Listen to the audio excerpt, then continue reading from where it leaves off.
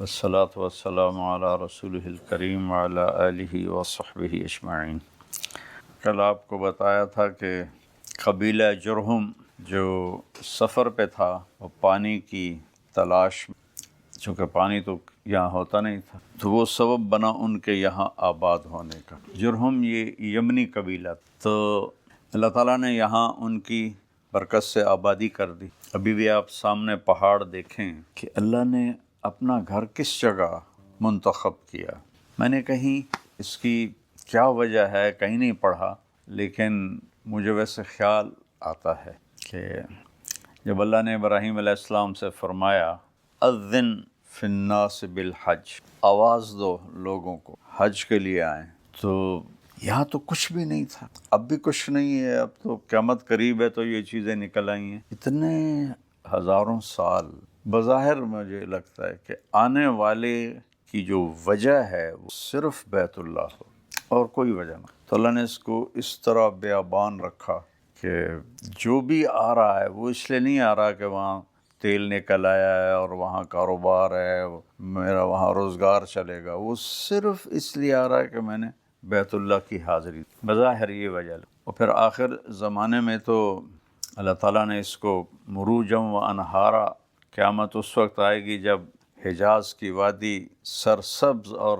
نہروں سے بھر جائے گی، اللہ تعالیٰ نقشے بدل دے۔ اور ایک روایت میں آتا ہے کہ قیامت اس وقت قائم ہوگی جب مکہ میں سوراخ ہو جائیں۔ تو یہ جو ٹنل ہیں یہ وہ سوراخ ہیں جس کی طرف حدیث پاک میں اشارہ آتا ہے کہ معلم تو عبج، تو وہ بھی قریب ہے۔ تو اس سے پہلے کوئی چیز ہے ہی نہیں تو کہاں سے لیں گے، ہے ہی نہیں۔ جب میں رائے پڑھتا تھا تو کبھی کچھ کھانے کو دل کرتا تھا تو باہر بازار تھا ہی کوئی نہیں، تو کیا کرتے وہ وہی ہٹ کے پھر وہی کدو کھانے پڑتے اور وہی گاجریں۔ تو یہاں اللہ نے ہزاروں سال ایسا رکھا کہ جو آ رہا یاتو کا رجالا وعلی کل ضامر یاتین من کل فج عمیق لیشہدوا منافع لہم، یہ اللہ تعالیٰ نے بتایا۔ تو بنو جرہم نے طویل عرصہ یہاں وقت گزارا، کوئی 2000 سال۔ اتنا لمبا عرصہ کوئی قبیلہ کسی جگہ مستقل نہیں ٹھہرا، نہ کوئی خاندان، نہ کوئی حکومت۔ لمبی سے لمبی حکومت 650 سال تک ملتی ہے، پھر ورقہ پلٹ جاتا ہے۔ اللہ تعالیٰ تلک الایام نداولها بین الناس۔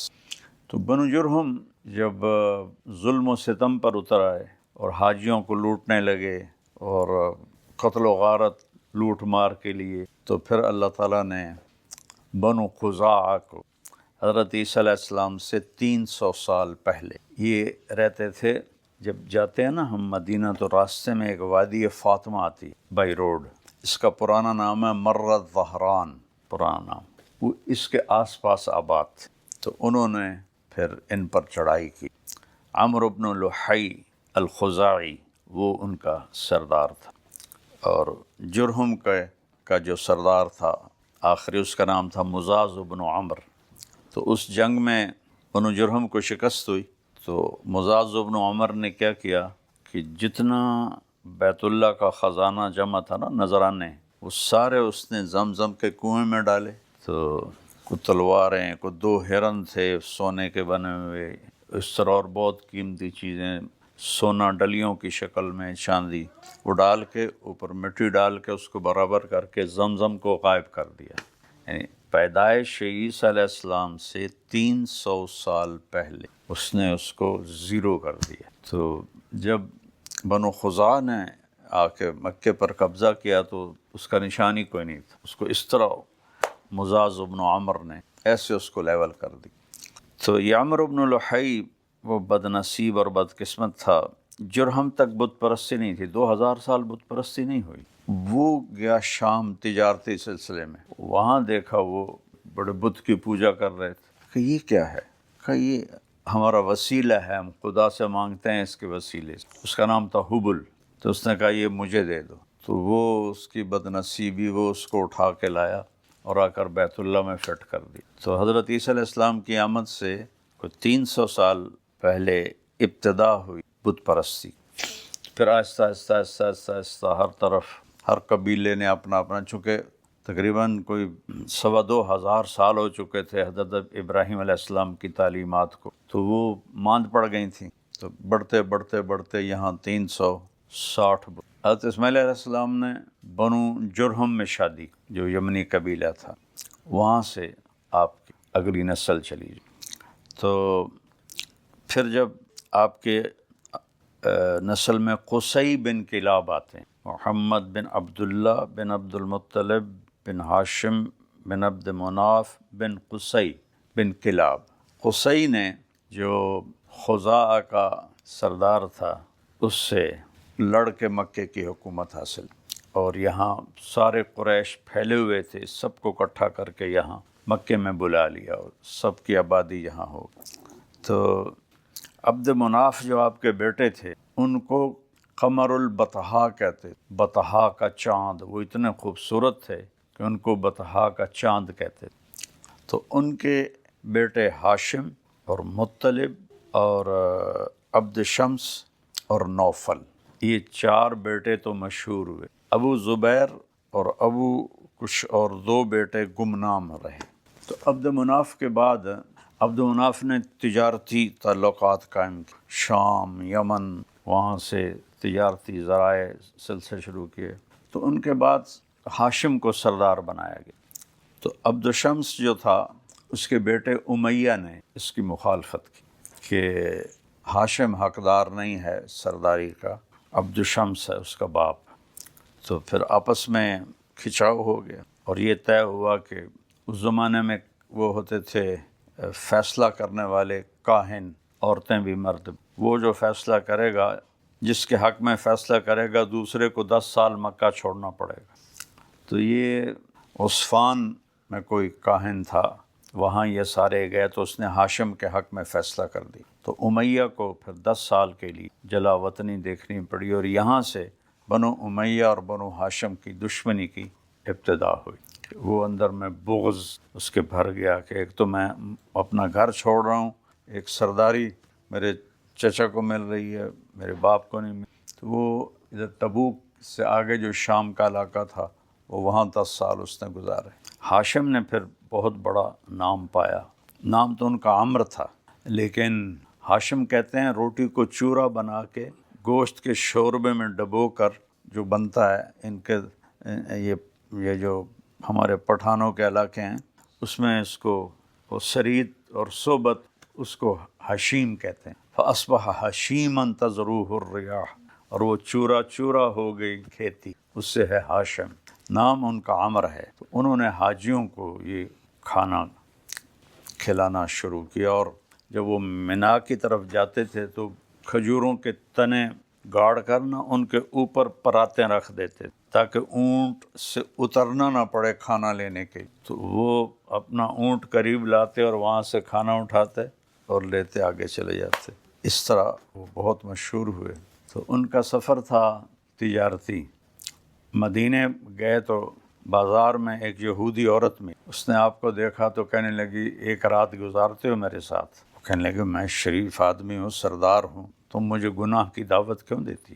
اور اگلے دن وہاں انہوں نے بنو نجار میں ایک خاتون سلمہ سے شادی کر لی۔ تو 2-3 دن گزرے تھے کہ بازار میں جا رہے تھے، وہی عورت سامنے سے آ گئی، کہنے لگے اس دن تو مجھے گناہ کی دعوت دے رہی تھی، شادی کر لے مجھ سے۔ شادیاں تو عام تھی اس وقت۔ اس نے ایسے دیکھا، کہا مجھے تم نے غلط سمجھا ہے، میں بھی عزت دار اور شریف ہوں، تیرے ماتھے پر آخری نبی کا نور تھا، آپ جس کی طرف منتقل ہوتے تھے تو اس کے ماتھے پہ نور آ جاتا، روشنی آ جاتی۔ تو اس نے کہا میں نے تو وہ نور نبوت دیکھا تھا، یہودی تھی نا، وہ کتابوں کو پڑھا ہوا تھا، تو مجھے تو وہ تما تھی، وہ تو سلمہ لے گئی، اب مجھے کوئی ضرورت۔ تو پھر حضرت ہاشم یہاں سے غزہ شام تشریف لے گئے۔ تو غزہ جب پہنچے تو وہاں انتقال ہو گیا۔ اس وقت ان کی عمر صرف 32 سال تھی، 32 سال کی عمر میں انتقال ہو گیا۔ وہیں ان کی قبر بنی۔ اب اس فتنے میں، اب اس سے پہلے تک تو موجود تھی، اب تباہ ہو گئی ہو تو پتہ کوئی نہیں، لیکن اس جنگ سے پہلے تک آپ کی قبر موجود۔ تو ہاشم کے بعد پھر مطلب کو سردار بنایا گیا۔ سلمہ کے ہاں ایک بیٹا پیدا ہوا، تو اس کے سارے بال سفید تھے پیدائشی، تو ماں نے اس کا نام رکھا شیبہ، سفید بال۔ یہاں قریش کو پتہ نہیں ہے کہ ہاشم کا کوئی بیٹا مدینہ میں پیدا ہوا ہے، کسی کو خبر نہیں۔ ایک عرصہ گزر گیا، ایک آدمی مکے آ رہا تھا تو مدینے سے گزرا تو بچے تیر اندازی کھیل رہے تھے، وہ نشانہ ہٹ کر رہے تھے، تو ایک لڑکے کا نشانہ ٹھیک اس گول دائرے پہ جا کے لگا، تو کہتا خذھا وانا بنو ہاشم، دیکھو میرا نشانہ، میں ہوں ہاشم کا بیٹا۔ اس کے کان کھڑے ہوئے کہ اے کی آخر ہے؟ تو وہ آیا مکے اور مطلب سے ملا، تیرے بھائی کا کوئی نسل مدینہ میں ہے؟ وہ کہنے لگا مجھے تو پتہ نہیں۔ کہنے لگا میں نے یہ ایک بچے سے سنا ہے، دیکھو میرا نشانہ، میں ہوں ہاشم کا بیٹا۔ تو مطلب نے اسی وقت اونٹنی تیار کی اور بھاگم بھاگ جب پہنچے تو وہ ہاشم کی پوری تصویر تھے، جب ان کو دیکھا تو پھر وہ سلمہ سے ملے کہ یہ عرب کا سردار ہے، یہ مجھے دے دو، میں اس کا چچا ہوں۔ اس نے کہا میرا ایک ہی ہے، تمہیں دے دوں تو میں کس کے سہارے زندگی گزاروں؟ پر مطلب نے سلمہ کے بھائی سے بات کی کہ اپنی بہن کو سمجھا یہ مکے اور قریش کا سردار بننے والا ہے، یہاں رہا تو گم ہو جائے گا۔ پھر بھائی نے اپنی بہن کو سمجھایا تو وہ ان کو لے کر چلے۔ جب آپ مکہ میں داخل ہوئے تو گرد و غبار سے مٹی تھے، تو لوگ کہنے لگے عبد المطلب، مطلب سے کہنے لگے عبد المطلب یہ غلام ہے تیرا؟ تو وہ خاموش رہے، کچھ نہیں کہا۔ عبد المطلب، جہاں سے گزرے عبد المطلب۔ گھر گئے، ان کو نہلایا، کپڑے پہنائے، اور یہ جو بیت اللہ کا دروازہ ہے اس کے نیچے ان کی اسمبلی ہوتی تھی قریش کی، اور وہاں مطلب کی جگہ ہوتی تھی، مکے کے سردار کی جگہ ہوتی تھی، ایسے جیسے گدی ہے اور نیچے بھی گدی، تکیہ اور گدی۔ تو اس بچے کو لا کے بٹھایا، سارے حیران ہونے لگے، کہنے لگے ھذا سید قریش، ھذا ابن ہاشم، یہ ہے ہاشم کا بیٹا۔ تو مطلب کے انتقال کے بعد تو عبد مناف کی اولاد جو تھی نا، وہ دو حصوں میں تقسیم ہو گئی، عبد شمس اور نوفل، یہ ایک دھڑا بن گیا، اور مطلب اور ہاشم یہ ایک دھڑا بن گیا، دونوں میں وہ کشیدگی پیدا ہو گئی۔ حضرت عثمان عبد شمس کی اولاد میں، جب ایسے بیچ میں بات آ گئی، جب خیبر فتح ہوا تو اپنے مال غنیمت میں مطلب اور ہاشم کی اولاد کو زیادہ دیا، تو نوفل اور عبد شمس کی اولاد آئی حضرت عثمان کے پاس کہ ہم بھی تو عبد مناف کے اولاد ہیں، ہمیں کیوں محروم کر رہے ہیں؟ اللہ کے نبی سے کہو ہمیں بھی اتنا ہی دیں جتنا ان کو دیا ہے۔ تو حضرت عثمان آئے کہ یا رسول اللہ، ہم بھی تو بنی عبد مناف ہیں۔ تو آپ نے کہا عثمان، مطلب اور ہاشم ہمیشہ آپس میں ایسے رہے، یوں کہ شبک بین اصابعہ، اب ایسے اپنی انگلیوں کو جوڑا، کہا یہ دونوں ایک ہیں، یہ دونوں الگ ہیں، ایک نہیں ہیں۔ تو خیر بہرحال جب عبد المطلب کو اللہ تعالیٰ نے مطلب کی وفات کے بعد سرداری دی اور وہ جوان ہوئے، تو اب 300 سال حضرت عیسیٰ سے پہلے، ٹھیک ہے، اور پھر تقریباً 500 سال حضرت عیسیٰ کے بعد، 800 سال ہو گئے تھے زمزم کا کنواں بند تھا۔ وہ کوئی بھی کنواں زرخیز زمین میں ہو، 800 سال کے بعد اس کا نشان بھی نہیں رہتا، اور یہ تو ایک پہاڑی کنواں تھا۔ تو ان کو خواب آیا، ان کا ایک بیٹا پیدا ہو چکا تھا، حارث سب سے بڑا، پاک پانی نکالو، اور خواب ختم۔ اگلے دن پھر خواب آیا، پاک پانی نکالو، اور پھر خواب ختم۔ وہ پریشان، پاک پانی نکالو، کہاں سے نکالوں، کس جگہ ہے وہ؟ تیسرے دن پھر خواب آیا، اب پاک پانی نکالو، لیکن خواب ختم نہیں ہوا۔ تو انہوں نے پوچھا وہ ہے کدھر؟ تو آواز آئی تم بیت اللہ میں بیٹھنا، ایک کوا آئے گا صبح اور ایک جگہ 3 دفعہ ٹھونک اپنی چونچ مارے گا، ٹھک ٹھک ٹھک، اس کے نیچے ہے پاک پانی۔ تو عبد المطلب صبح صبح آ کے بیٹھ گئے، وہ کوا آیا اور اس ایک جگہ بیٹھ کے ٹک ٹک ٹک اور اڑ گیا۔ تو انہوں نے قریش کو جمع کیا کہ یہ ہماری ماں کا کنواں ہے یہاں، آؤ مل کر اس کو کھودیں۔ کہنے لگے تیرا دماغ خراب ہے، وہ پہاڑی کنواں، پہاڑی پانی، یوں تو چند دن بند رہے تو ختم ہو جاتا ہے، 800 سال پرانی بات نہ بھائی، یہ بے وقوفی ہم نہیں کرتے۔ انہوں نے کہا بیٹا آجا ہم دونوں کریں گے، مجھے تو اشارہ ہوا ہے۔ اب دونوں باپ بیٹا لگ گئے کھدائی میں۔ تو ایک دن تھک گئے بہت، تو کہنے لگے وہ بھی کوئی سردار ہے جس کی اولاد نہ ہو؟ تو کہنے لگے وہ بھی کوئی سردار ہے جس کی اولاد نہ ہو، اگر اللہ نے مجھے 10 بیٹے دیے تو ایک کو اللہ کے نام پہ ذبح کروں گا۔ تو اللہ نے 12 بیٹے دے دیے اور 5 بیٹیاں 17۔ تو اب وہ کھودتے کھودتے کھودتے آہستہ آہستہ وہ نشانیاں نکلنے لگیں۔ اب جب وہ نشانیاں نکلنے لگی تو سارے قریش آ گئے، بھائی ہم بھی ساتھ تھے، ان کا دفع ہو جاؤ سارے، اب یہ صرف بنو ہاشم کا کنواں ہے اور کسی کا نہیں ہے۔ تو آخر تک اس کا جو حاجیوں کو جو پانی پلانا تھا وہ بنو ہاشم کی ذمہ داری تھی۔ آخری حج پر جب آپ طواف زیارت سے فارغ ہوئے اور آ کر آئے نا کنویں پر، تو حضرت عباس اور حضرت فضل بن عباس اور حضرت ام فضل آپ کی بیگم یہ پانی پلا رہے تھے، عورتوں کو یا مردوں کو۔ اب نے کہا میرا چچا، میرا جی چاہتا ہے میں بھی یہاں کھڑے ہو کے پانی پلاؤں، پر پھر میرے اوپر رش ہو جائے گا اور ہنگامہ ہو جائے گا، تو مجھے تو پانی پلا۔ تو ایک ڈول تھا جس سے آپ حضرت فضل سب کو پلا رہے تھے، تو حضرت عباس نے کہا بیٹا یہ نہیں، وہ ڈول لاؤ جو صاف ستھرا ہے۔ آپ نے کہا چچا وہ نہیں، یہی جس میں سب نے پانی پیا ہے نا، یہی مجھے دو، اس میں پانی ڈال کے۔ تو انہوں نے بھر کے دیا، تو آپ نے پورا ڈول منہ کو لگایا، پیتے گئے پیتے گئے پیتے گئے پیتے گئے۔ ایمان کی نشانی ہے کہ اتنا زمزم پیو کہ پسلیاں ٹوٹنے لگیں، اتنا زمزم پیو، ویسے پیتے گئے، چڑھاتے گئے چڑھاتے گئے۔ جب ایسے پسلیاں باہر نکل آئیں تو جو باقی جو بچا تھا سارا اپنے اوپر ڈال لیا، گرمیوں کا حج تھا نا، سارا اپنے اوپر ڈال لیا۔ تو عبد المطلب نے کہا اب یہ کنواں بنو ہاشم کا ہے، اب یہ اور کسی کا نہیں ہے، تو پھر انہی کا ہی رہا۔ تو جب وہ بچے جوان ہو گئے تو سب کو اکٹھا کیا کہ میں نے یہ منت مانی تھی کہ ایک کو ذبح کروں گا، تم تیار ہو؟ تو آپ اس زمانے کی اطاعت دیکھو، نہ ایمان ہے نہ اسلام ہے۔ کہا ابا جس کے کندھے پہ ہاتھ رکھے گا وہ تیار ہے، اس کے لیے ذبح ہونے کی۔ تو عبد المطلب نے کہا نہیں میں قرہ ڈالوں گا، تو قرہ ڈالا گیا، تو حضرت عبداللہ کے نام قرہ نکل آیا۔ وہ سب سے محبوب تھے، حضرت عبداللہ سب سے پیارے تھے، تو اب ان کا دل بھی مٹھی میں۔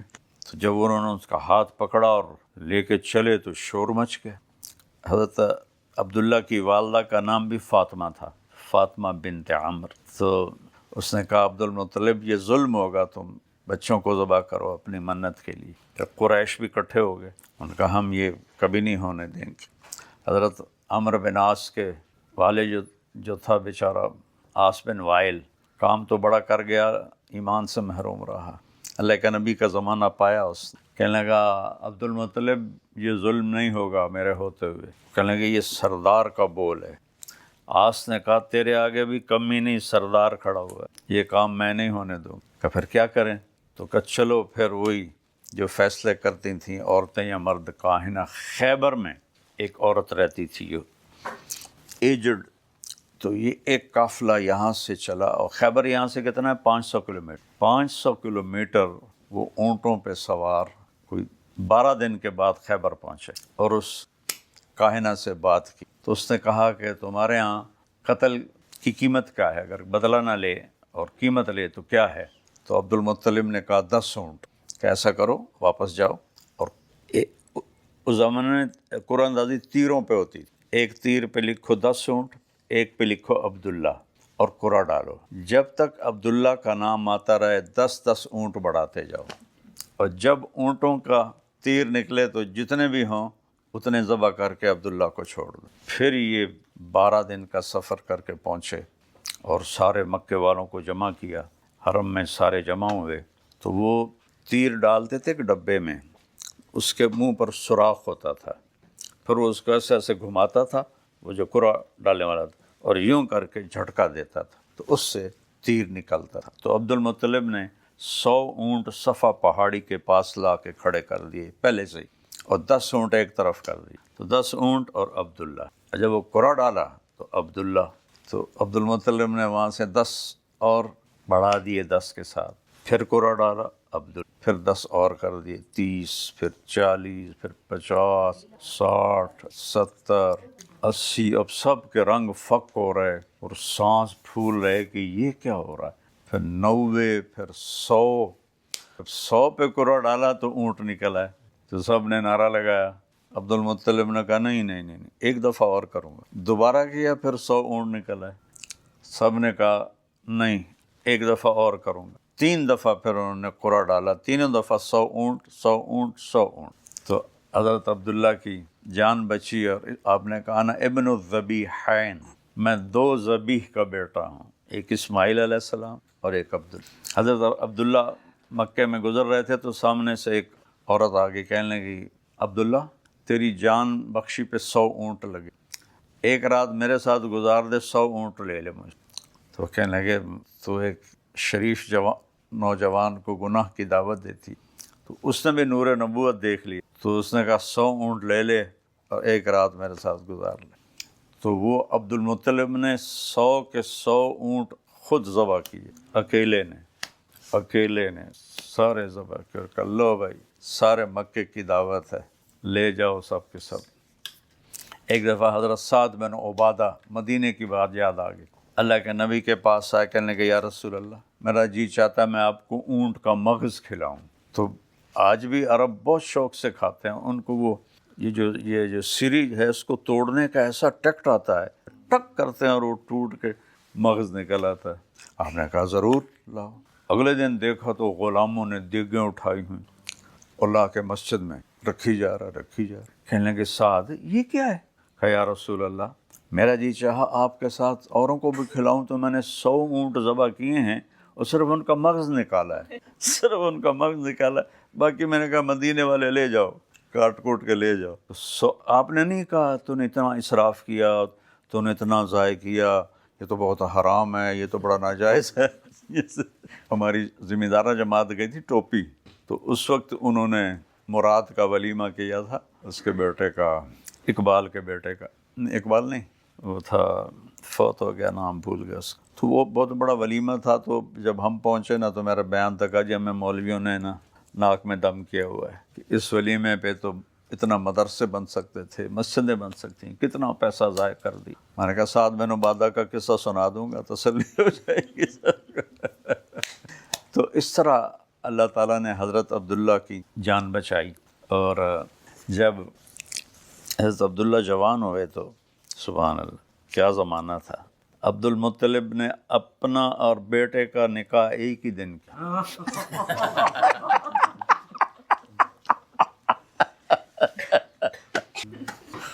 ایک طرف ابے کی بارات جا رہی ہے، ایک طرف بیٹے کی بارات جا رہی ہے۔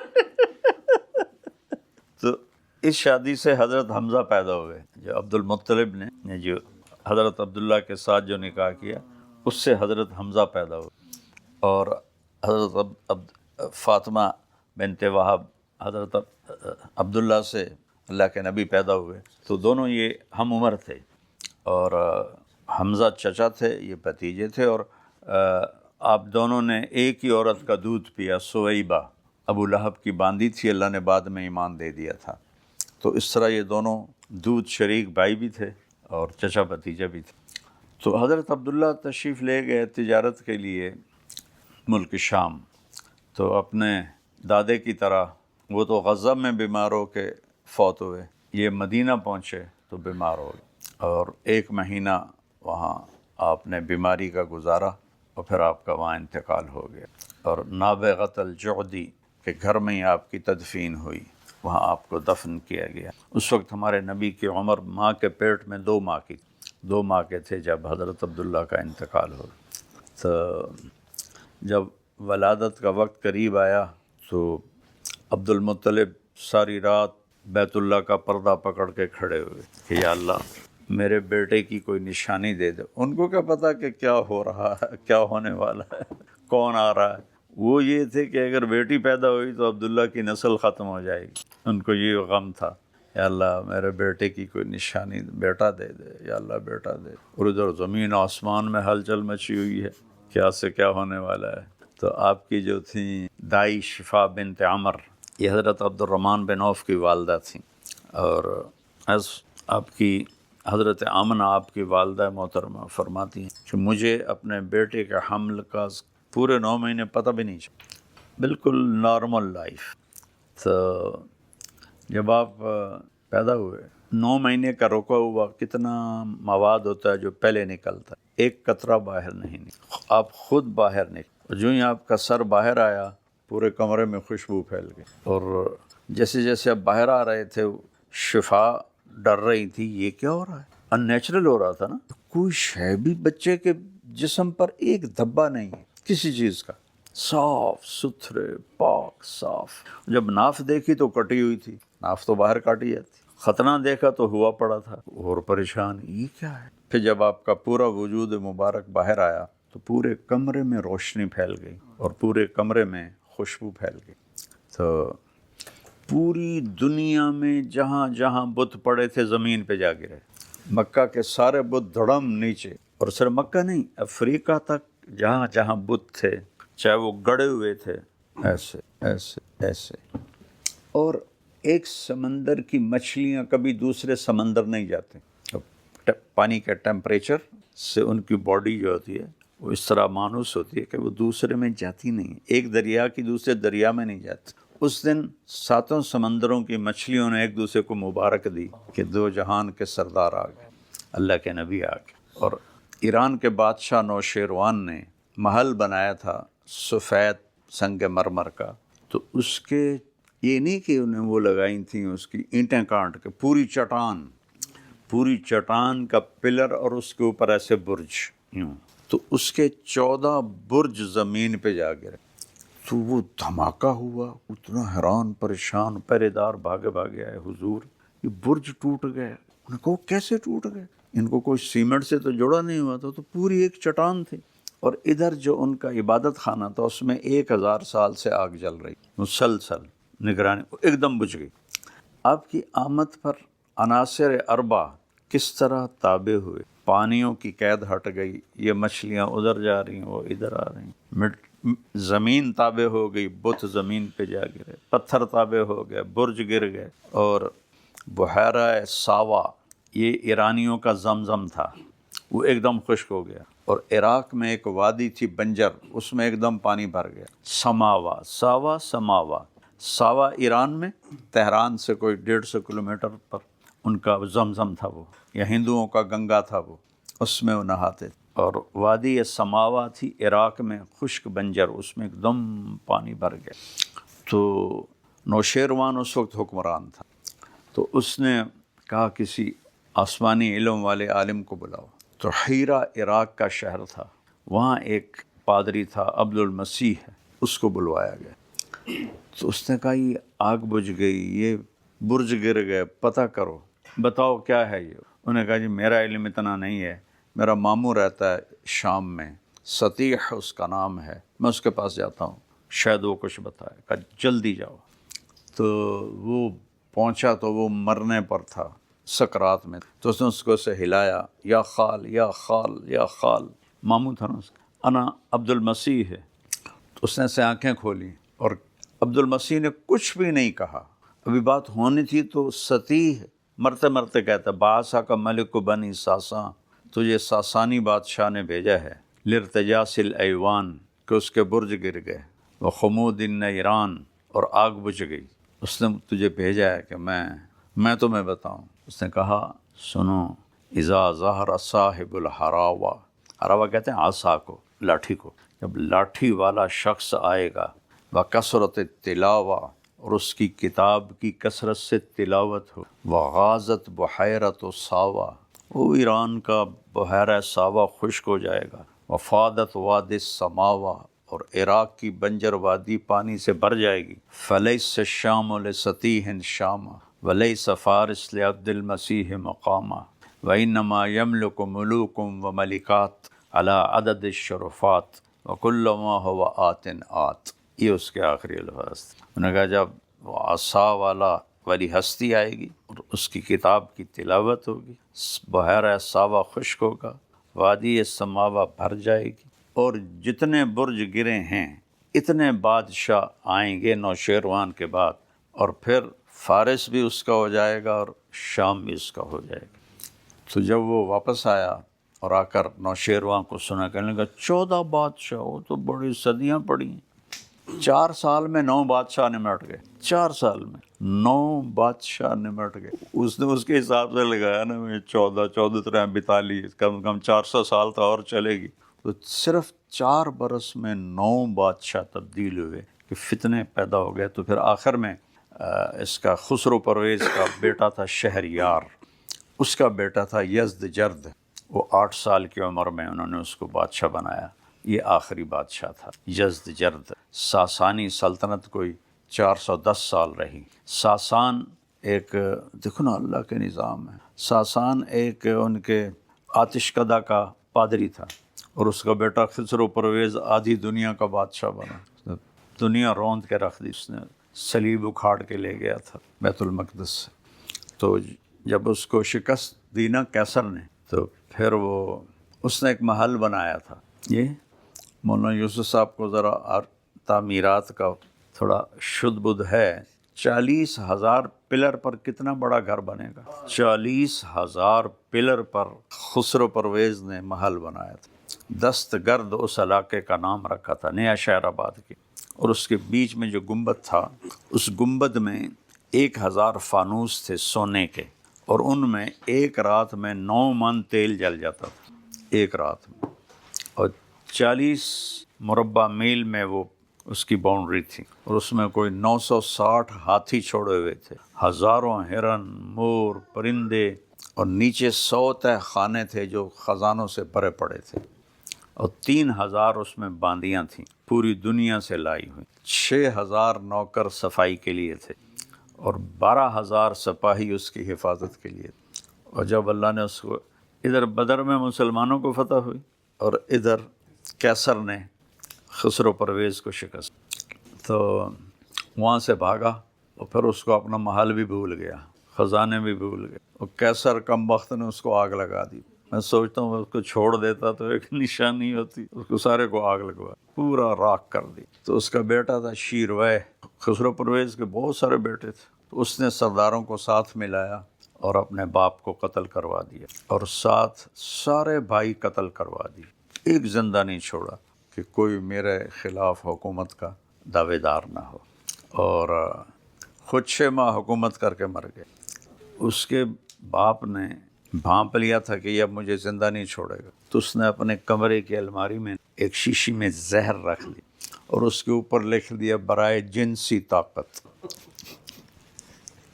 6 مہینے گزر گئے، تو اس نے ایک دن کہا یہ میرے باپ کی الماری تو کھولو۔ الماری کھولی تو سامنے وہ شیشی پڑی ہوئی، انہوں نے کہا او میرا باپ تو 3,000 باندیاں تھیں اس کی، تو یہی کھاتا ہوگا۔ تو اس نے کہا مجھے بھی کھلاؤ، نالی ٹک، ایسا زہر تھا کہ وہیں اس کا خاتمہ کرا۔ اور عجب بات سنا، متوکل جو عباسی خلیفہ تھا، اسے اس کے بیٹے منتصر نے قتل کروا دیا، جہاں سے عباسی سلطنت کا زوال شروع ہوا۔ تو ایک دن اس نے خزانہ کھلوایا، تو اس میں سے ایک قالین نکلا، اس پر ایک گھوڑ سوار کی فوٹو تھی اور تلوار تھی، اوپر فارسی میں کچھ لکھا ہوا تھا۔ تو اس نے ایک فارسی پڑھے ہوئے کو بلایا، کہا کہ یہ پڑھ کے مجھے ترجمہ کر کے بتاؤ۔ اس نے جب پڑھا تو کہا جی معافی چاہتا ہوں میں ترجمہ نہیں کروں گا۔ کہا کیوں؟ کہا مجھے قتل کر دیں۔ کہا قتل کر دوں گا؟ اس تحریر کا تیرے قتل سے کیا واسطہ ہے؟ کہا جی پھر آپ مجھے پہلے ضمانت دیں، آپ مجھے قتل نہیں کریں گے۔ کہا نہیں کروں گا۔ کہا یہ لکھا ہے میں شیروے ہوں کسریٰ کا بیٹا، میں نے اپنے باپ کو قتل کیا اور صرف 6 مہینے حکومت کی اور دنیا چھوڑ گیا، یہ لکھا ہوگا۔ تو منتصر پر اتنا اس کا نفسیاتی اثر پڑا کہ 6 مہینے بعد حکومت کر کے مر گیا، آپ ہی مر گیا۔ تو اللہ کے نبی کی پیدائش پر یہ سارا نظام حرکت میں آیا۔